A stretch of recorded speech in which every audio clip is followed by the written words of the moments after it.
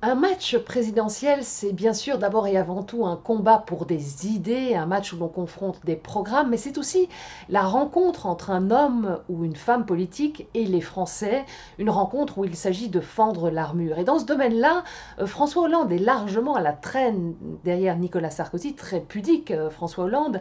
Nicolas Sarkozy, au contraire, a livré ce matin une interview rare, comme il l'a rarement fait, c'était chez Pascal Clark dans l'émission juste avant 8 heures sur France Inter. Nicolas Sarkozy a parlé d'amour, de sentiments, d'affect.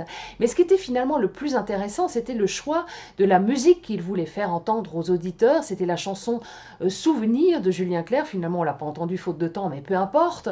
On a retrouvé les paroles, c'est très éclairant. Écoutez, les souvenirs, années de risques et de déboires, espoirs déçus ou jours de gloire, d'amour raté ou de victoire.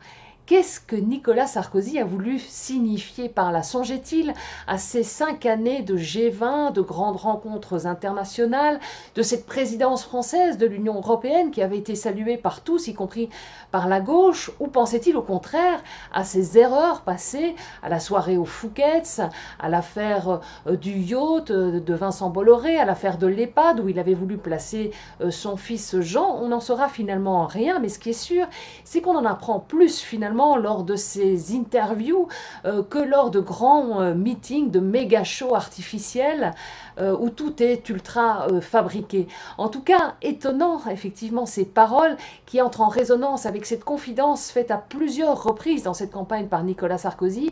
À 57 ans, je le cite, on n'est pas, c'est son âge, on n'est pas fichu, on n'est pas foutu, on peut faire autre chose. Autrement dit, en proposant aux auditeurs ce matin d'écouter cette chanson, on en vient à se demander s'il avait envie de prononcer un requiem pour son quinquennat ou tout simplement s'il avait pour la première fois intégré l'idée de la défaite.